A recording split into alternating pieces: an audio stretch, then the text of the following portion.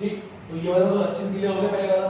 भाई देखो ये है किसमें लिखा हुआ है, इंग्लिश में लिखा हुआ मल्टीपल थ्री, और इसी को अगर मैं ऐसे लिख दूं तो ये किसमें लिखा हुआ, मैथ्स में। तो अगर मैथ्स में लिखे तो मैथ्स में लिखेंगे ना, सेट बिल्डर क्या किसमें आता है और किसमें ला देता। ये क्या होता है, ये एक एलिमेंट होता है, इसको क्या बोलते हैं, x। ये सब के सब कौन है, x है। तो x एक एलिमेंट है किसकी फॉर्म में, 3 1 जा 3 2 जा 3 3 जा 3 4 जा 3 का टेबल, यानी मल्टीपल ऑफ 3। या तो ऐसे लिख लो, चाहो तो ऐसे लिख लो, तो हमने ऐसे लिख दिया 3 है। अब ये n क्या है, ये 1 2 3 4 ये तो है, यानी नेचुरल नंबर तो है।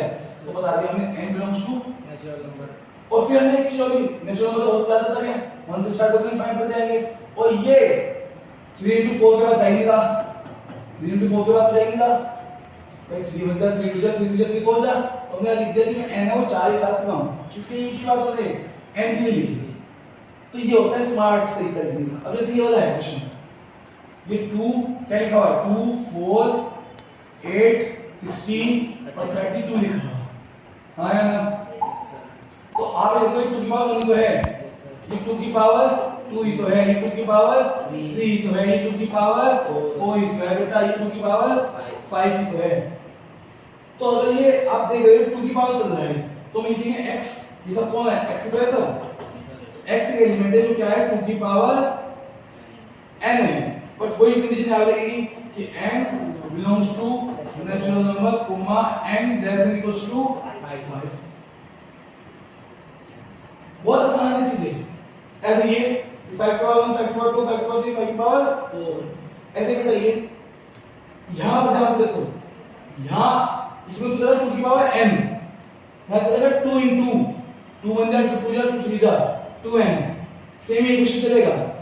बट यहां पे ये कौन सा, ये इनफाइनाइट तक जा रहा है। तो इस क्वेश्चन की अगर मैं बात करूं, अगर मैं इस क्वेश्चन की बात करूं फोर्थ पार्ट की, तो बेटा फोर्थ पार्ट में हमें दिखाया गया कि x सब्जेक्ट x एक एलिमेंट 2 1 जा 2 2 जा 2 2 3 जा, तो 2 into n, और n क्या है यहाँ कोई नेचुरल नंबर।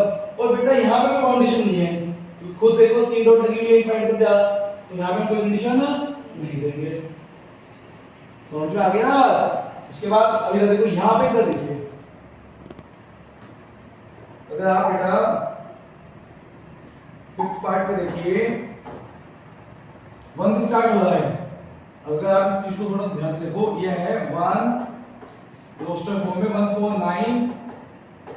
आप ये देखो कि ये 1 4 9 के बाद 100 है, ये पहचानना पड़ेगा, देख के पहचान लो। ये 1 का स्क्वायर, ये 2 का स्क्वायर, ये 3 का स्क्वायर, वो 10 का स्क्वायर, यानी कि कहीं ना कहीं ऐसे लिखा है रोस्टर फॉर्म में 1 का स्क्वायर 2 का स्क्वायर 3 का स्क्वायर और 10 का स्क्वायर।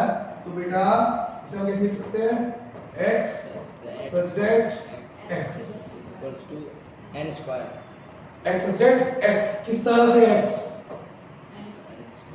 1 से 10 तक जा, ये तो सेम है, ये तो फिक्स है, यानी कि क्या होगा, हो जाएगा ये n स्क्वायर, और जो n है वो क्या है कोई नेचुरल नंबर, और कंडीशन लग गई वहां पे कि n जो होगा वो लेस देन कितना होगा, लेस देन इक्वल्स टू 10 होगा। या तो लिख दो आप लेस देन 11 लिख दो, और इक्वल टू लिखोगे तो लेस देन इक्वल्स टू 10 लिख दो। क्या आपको ये क्वेश्चन नंबर 4 समझ में आ गया अच्छे से, कोई डाउट?